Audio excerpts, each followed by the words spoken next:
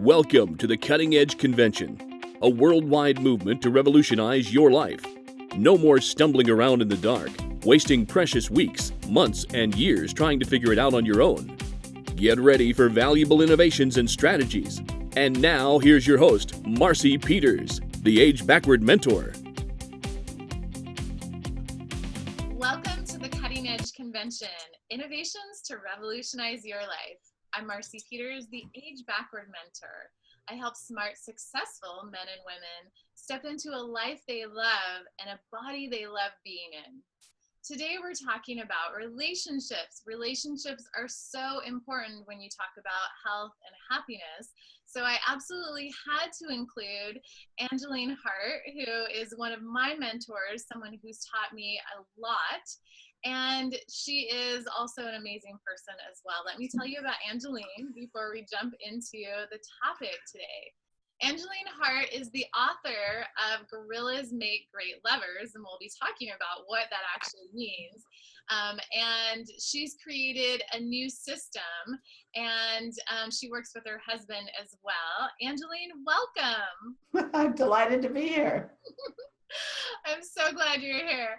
All right, so today we're talking about relationships. So this is a big one because in order for us as humans to be fully healthy, fully happy, we need that connection. Yes. We need the relationships. That's extremely important. And even if you're not in a place in your life where you want a committed relationship or marriage or something like that, you still want to have those loving connections, people you can trust, people that are there for you and you're there for them. And it's this beautiful reciprocal thing. Yes. So before we get started, could you just talk a little bit about why you became a relationship coach? Well, it happened organically. It happened very naturally and slowly over many, many years. When I was 16 and allowed to start dating, I had a skill for finding good men. And my girlfriends started asking me, where do you find these guys? And when I would break up with some guy, all my girlfriends would want to date him. And then through the years, I was married. My first marriage was to a very nice man, a good person that my mother thought I should marry.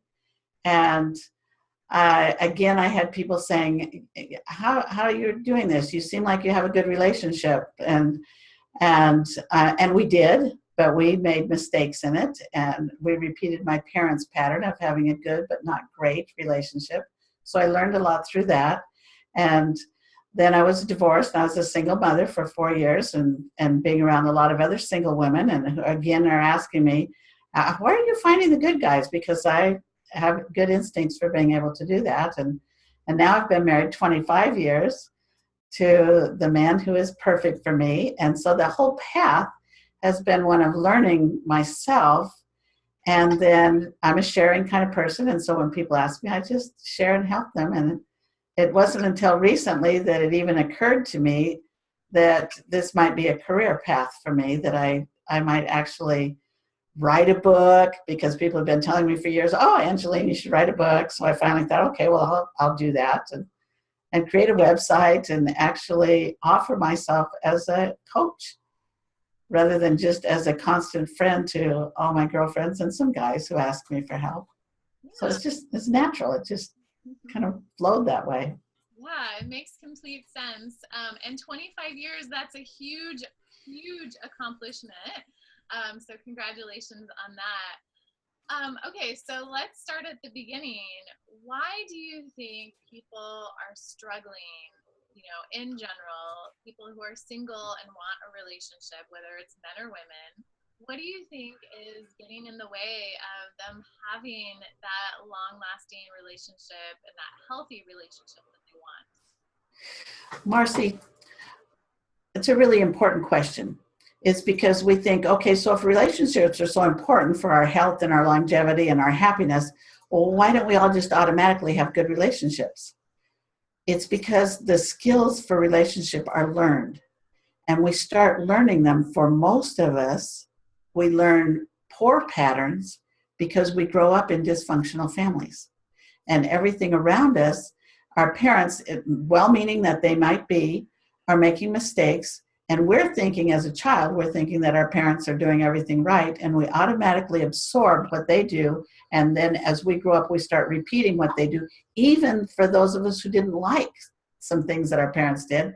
And we say, I don't want to be like that. Well, unless someone comes along and teaches you a different way to be, you're going to fall back to a default of the negative patterns that you grew up around. And we know that the majority of families are dysfunctional to some, well, now let me take that back. Every family is dysfunctional to some extent, and some much worse than others. And it's just this repeated pattern of pain after pain after pain when people don't want to be like that and they don't know different. My husband now of 25 years, he grew up in a quite dysfunctional family. His father was emotionally very abusive to him, and their family, as the kids left home, just kind of scattered and moved away. Well, my husband, we had been married 10 years when he said to me, Angeline, I didn't believe that happy families existed. Now, I come from a mostly non-dysfunctional family, and he was around my family a lot. 10 years into it, he's finally saying to me, I'm realizing that your family isn't putting on a front when I'm around, that they actually are happy people. They are non-critical and non-judgmental with each other. They are supportive and generous with each other. He said, I didn't believe it was real. Took him 10 years to get past all the negative, dysfunctional things that he'd grown up with, and to believe that a family could really, truly be loving and supportive to each other. Well, I wish that every family, and certainly every child, could grow up in a loving, supportive, understanding family, not a critical, negative, tear down kind of experience. And the reason so many people have such difficult relationships is because that's what all their experience, all their learning has been about. Yeah, that makes complete sense. And so, yeah, and that awareness, that realization is so important, because once you understand that you've taken on the patterns and maybe some of the beliefs, and you're acting in some respect like your parents, Yes. you can decide that you want something different for yourself. Yes. Decide you want a different path. So that's a great place to start with. Let's talk about what are the foundational pieces of a healthy, loving relationship. Well, probably even everybody, even those people who've grown up in a dysfunctional family, as most of us have, could say, oh, you need good communications, and you need trust, and you need respect, and you need to be able to understand each other. Okay, so we know all those things theoretically, but how do you do it in practice? How does that really work out? When you bump into something with your partner that really hurts your feelings or makes you angry or whatever, so how do I deal with that in a way that's going to build trust? Because maybe right now I'm not trusting him at all. And what am I going to do? How am I supposed to communicate? And yeah, I know I'm supposed to have better boundaries, but exactly how do you do that? Most people don't know. Right.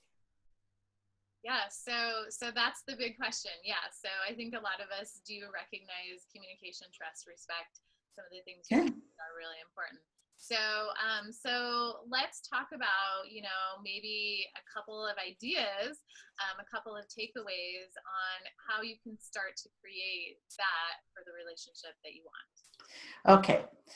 So when two people come together, they have different backgrounds. Even if they're the same religion, even if they're the same race, the same nationality, even if they lived on the same street, your background that you grew up with is based on your unique family. And when these two people come together, it's like they're going to learn a new language.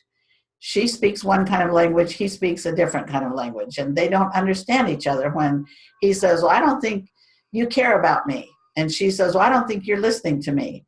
And how to translate, what does that mean? What are you trying to tell me when you say this?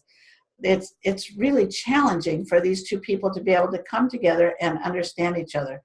So I think one of the simplest, this is going to sound so simple, and it is simple, but doesn't mean it's easy, But that is, if you can take an attitude of curiosity when your partner, your friend, your significant other, your whatever is doing something that you doesn't make sense to you, and it seems wrong to you, and it doesn't, and you don't like what they're doing, we automatically have a tendency to feel critical and judgmental and say, what's the matter with you? Anybody knows you're not supposed to act like that, or I don't know why you feel that way. Nobody else would feel that way. And if instead we could take a softer position and say, I'm really curious. I don't understand why you react that way or why you feel that way. Could you tell me about that? Could you explain that to me a little bit? How did you come to that particular idea about how things could go? And if you're coming from a critical place and you're just going to gather information and then you're going to say, see, I knew you were wrong, that's because that's not right. They can feel that and they're not going to open up and they're not going to feel safe to share with you. But if you can truly come from a humble, caring, patient, soft place of being truly curious, then that other person is going to be able to open up and share with you. And what will happen is your understanding of why they're acting the way they are will change your attitude toward them and change your feelings then toward them. And you can have empathy because now you understand why they're acting that way. Even if you wouldn't agree and you don't want to act that way. But it builds that connection, that understanding builds empathy, which builds a connection. And it starts with being openly, softly, gently, non-judgmentally curious. Oh, you brought up so many good points. So first of all, I want to tie this back to when you were dating and you had all these great men that I was asking you about. I wonder if this is why, because you were coming from a place of curiosity versus judgment. And so that makes a big difference. And people can pick up on an intention, versus saying, I'm going to act curious. I'm going to say the things that a curious person would say, but really on the inside, you have already decided. But to actually be curious, to set the intention and to follow through with that. And then the second thing you mentioned was let me stop you 1 second, and I want to go to that if that's okay. And here's something that most women don't know.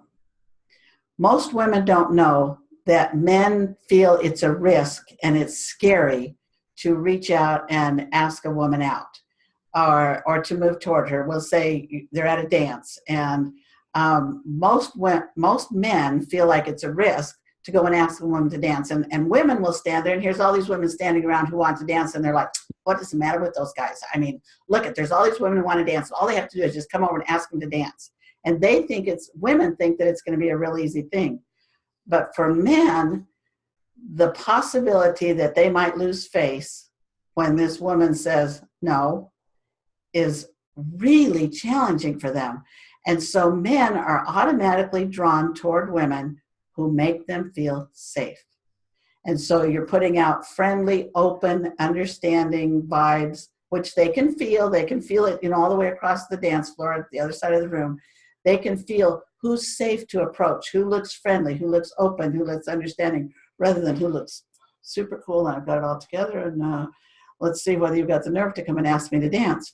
And so what you're saying about how did I get all the good men, I think I do project an attitude that says, I'm going to be comfortable for you to be around. I'm not going to be judgmental. I'm open to who you are and accepting about who you are, which doesn't mean that there aren't men that I would say no to because I set my own boundaries. I do.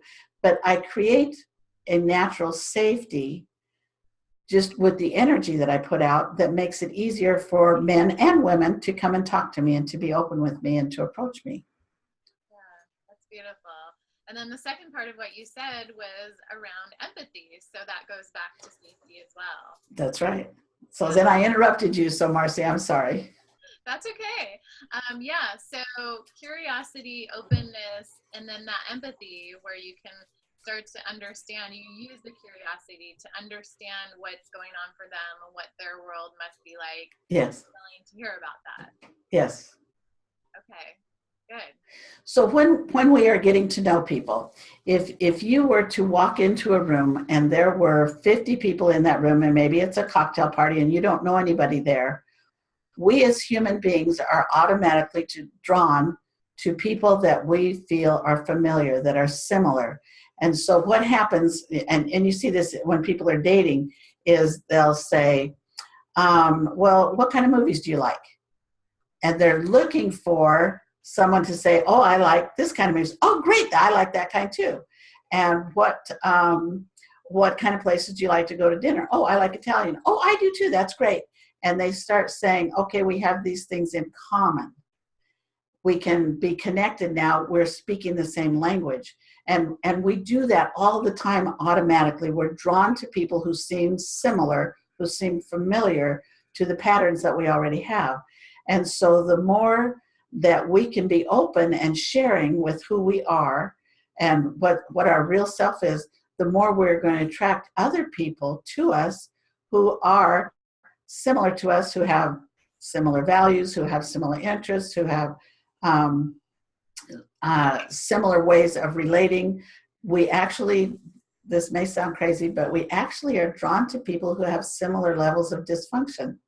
And so for a woman or a man, the more that you grow emotionally, the better you become able to handle relationships.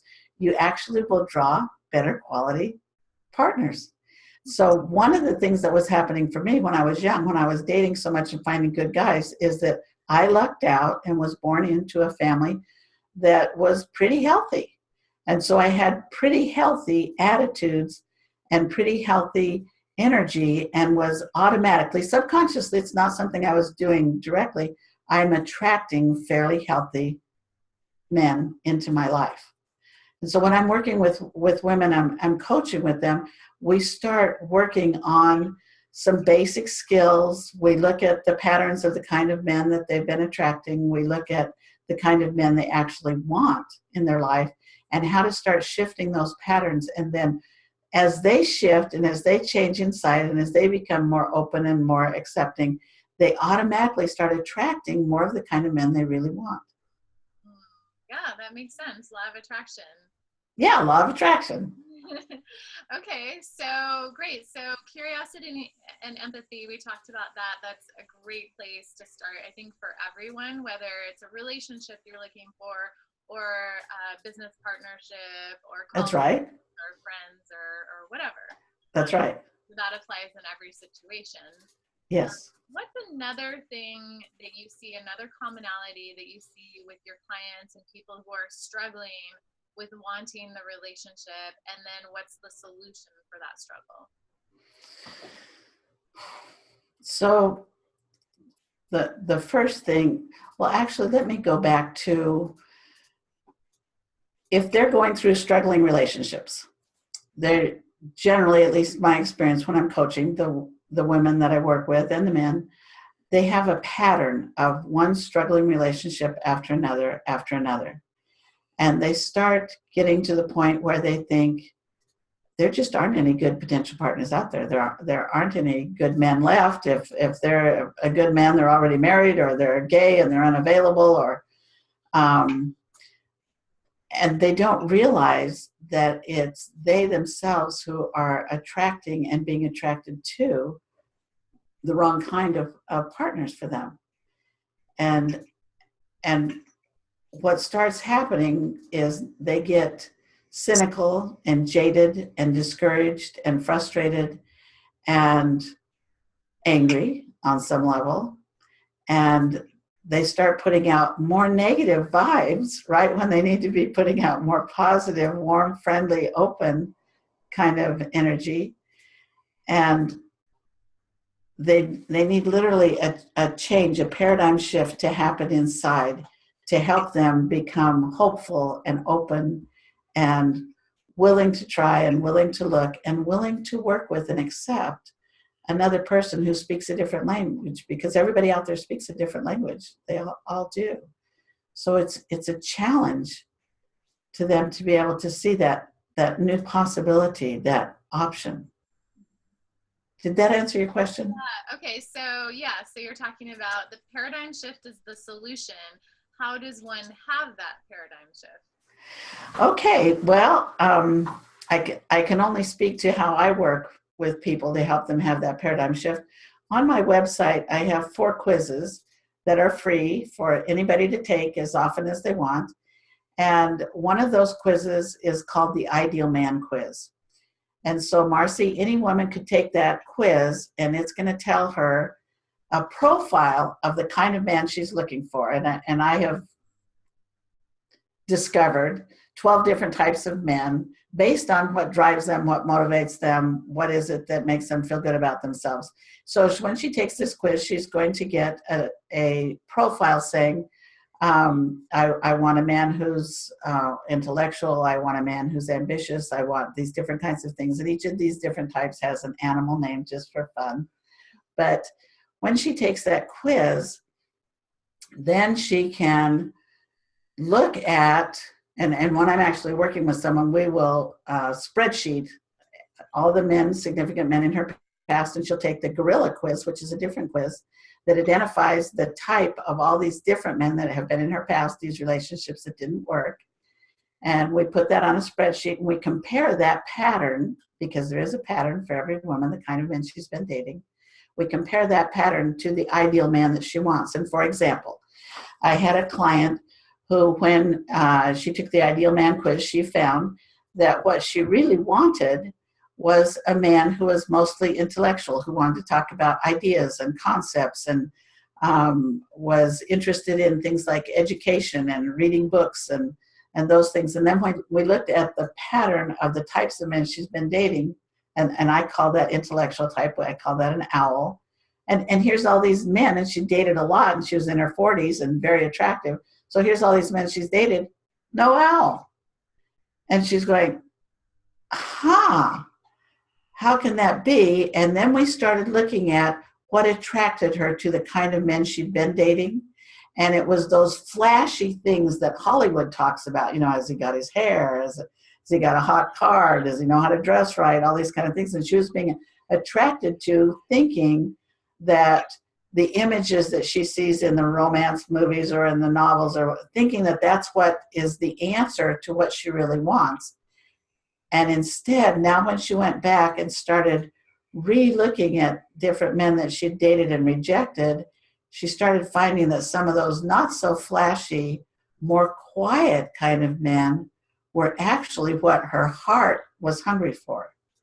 And she reopened herself to some of those and started dating a totally different kind of man than she had been familiar with, and created a new pattern, which is a paradigm shift, in her mind about what she's looking for and how to recognize him. That's fascinating. Yeah, I like the idea of finding out what your pattern is, and also discovering that who you think your type is may not necessarily be your type when you connect it to your values. What's important to you, such as someone who is invested in personal growth and development, or someone who is ambitious, or someone who is an artist or humanitarian, you know, and I'm familiar with the different animal types, and it's a great system. It makes it easier to identify. And then Angeline, I'm going to bring this up because I've coached with you and I know. So you have another way of changing people's paradigms through finding out in the world things that you're looking for and noticing that they are available. Can you talk more on that? Yes. Okay. And remind me of that question, because I want to catch one other thing that came up for me when you were speaking, and that is that the mass media, the movies and the books and the magazines and all that kind of stuff have sold us a lie, a myth. I'll be softer about it. They've sold us on a myth. And the myth is that the litmus test for whether or not you've found the right person is sexual chemistry.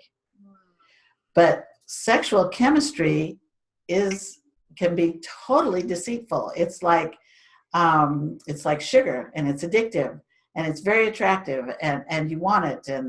but it's not a basis for relationship. Of course, you want to with whomever you choose as a good person for you. You want to be able to build and create sexual chemistry, but that can come as you build heart intimacy, as you build closeness and understanding and empathy with each other, and as you feel this other person's caring for you and love for you and consideration for you, it starts building that connection, and it happens on a more natural kind of way. The immediate sexual chemistry that we feel around certain people can be just that nature's push for us to breed, to be able to perpetuate the species, and can be totally misleading as to whether or not someone is appropriate for you. So I just wanted to put that in there because it's so juicy when you get into it, but it can be so deceitful, just like that piece of chocolate cake. Oh my goodness, it looks so good, it tastes so good, it's just wonderful, and it's totally taking me off my diet and unhealthy for me, and so it's hard to resist the addiction that we may have for that juicy stuff. But I absolutely can speak here, 25 years married, I'm telling you, it's juicier now than it was when we got together. So I know that this works, and the clients that I've worked with, they report back to me about this too. But anyway, so then back to your other things. So the way that I help people change their patterns, change their paradigm shift to be able to see men differently. After I have worked with them and we have talked about the men in their past, and we've created this spreadsheet of what they want versus what they've been getting in the past. And I say, okay, now you need to be able to shift what is familiar to you. I give the example of my husband. About a year ago, he bought a Prius car. And at the time that he bought that car, we could have been driving down the freeway, and of all the cars on the freeway, I could not have told you which one was a Prius. But now that we've had it for more than a year, I can recognize the Prius 3 lanes away as it's passing another car, and I'm only seeing just the tail end of it. That pattern of that car is now familiar to me. And so, like the client who needed to shift from the flashy men to actually start recognizing the more intellectual, little quieter, little deeper kind of men that she actually wanted, I give them this assignment. And I say, I want you to take a piece of paper and write down the 12 different types of men, and I want you to go sit at the mall. And I want you to look at every single man who walks by and look at your list and go, what do I think he is? How about this one? And start trying to recognize, because it's literally visible, different types of men.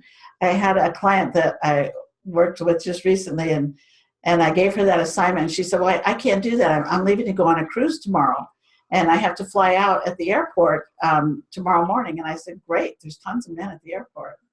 And I got a text from her, and she said, I just saw a gorilla walk by, and a monkey. I saw a monkey too. And I said, okay, how could you tell that that's what it was? Well, the monkeys are the adrenaline junkies, and they want to go out and race cars, and they want to jump out of elevators, out of helicopters, and ski down mountains, and they want to backpack through the Amazon, and they want adventure, they want excitement.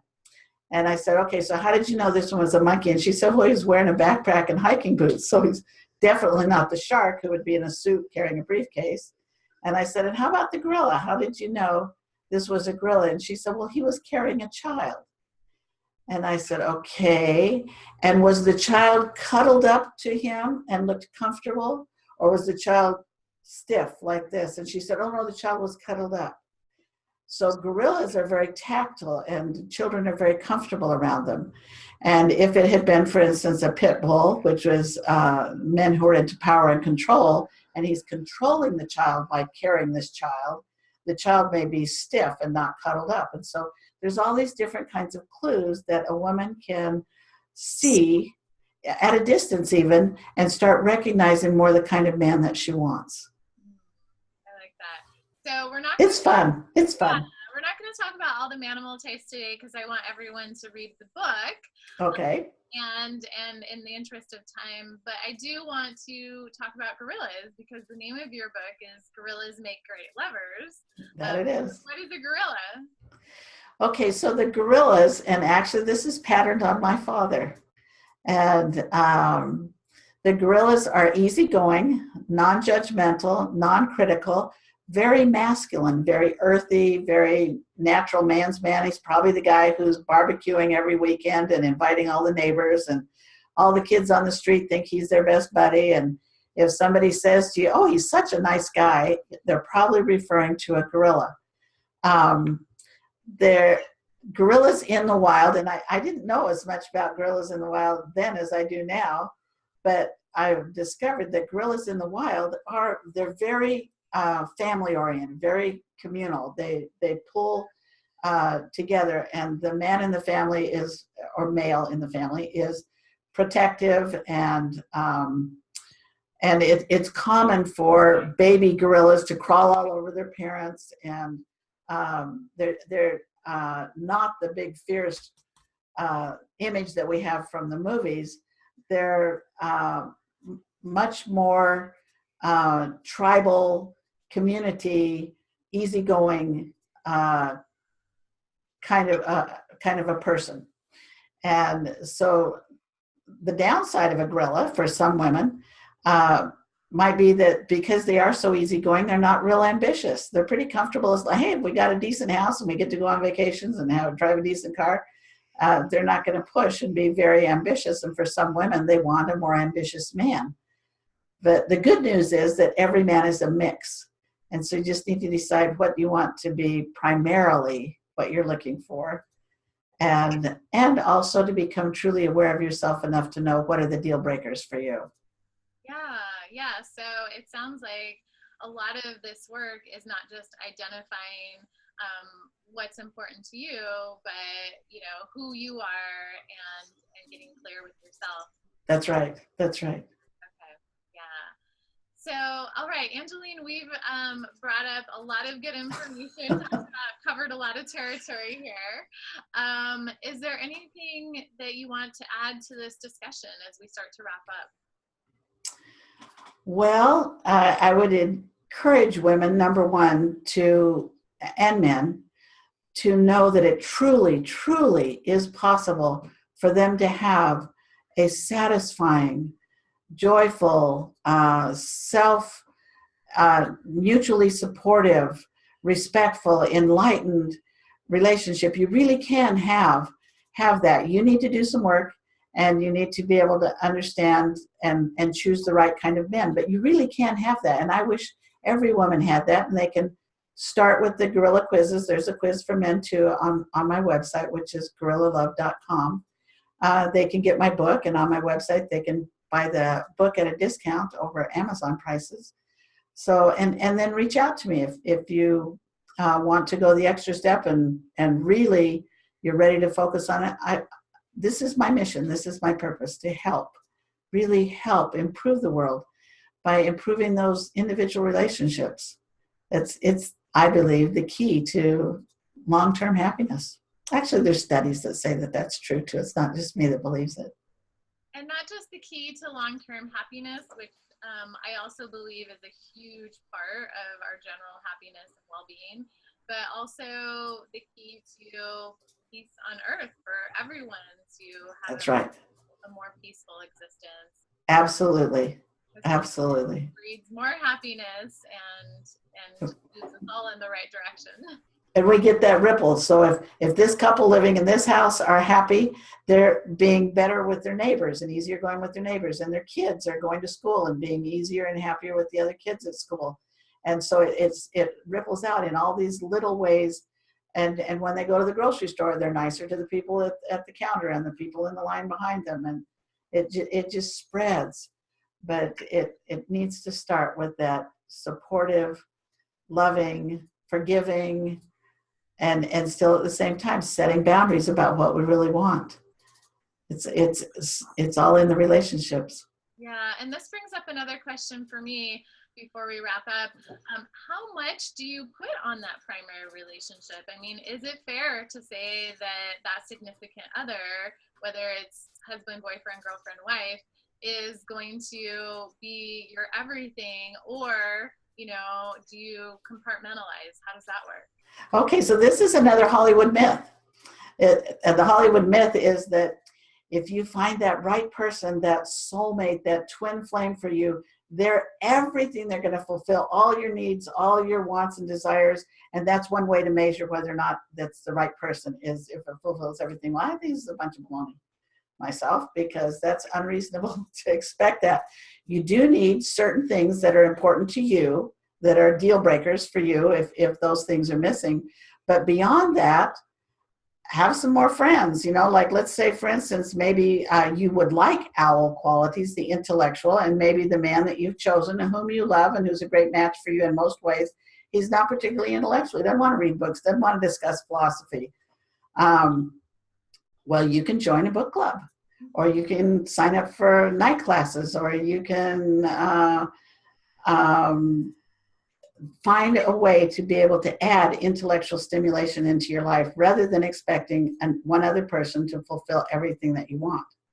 And the same is true for you, is you're not going to be everything that somebody else wants. There's going to be some pieces that, maybe you're willing to work with. Maybe your partner doesn't have much owl, but he's willing to go with you to that lecture series. And maybe he's not.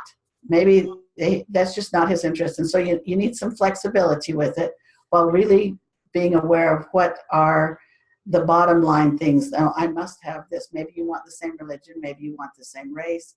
Maybe the level of ambition is absolutely a deal breaker for you. So, as you mentioned earlier, it's not just about learning about different types of men. It's also learning about yourself and honoring and respecting yourself and what you really want in your life and going for it. You can have it. You can. And also, it sounds like, choosing to be happy with who you're with, and instead of trying to make them into something else, find those pieces in other parts of your life. I really do believe that love is an action. It's a choice. We choose.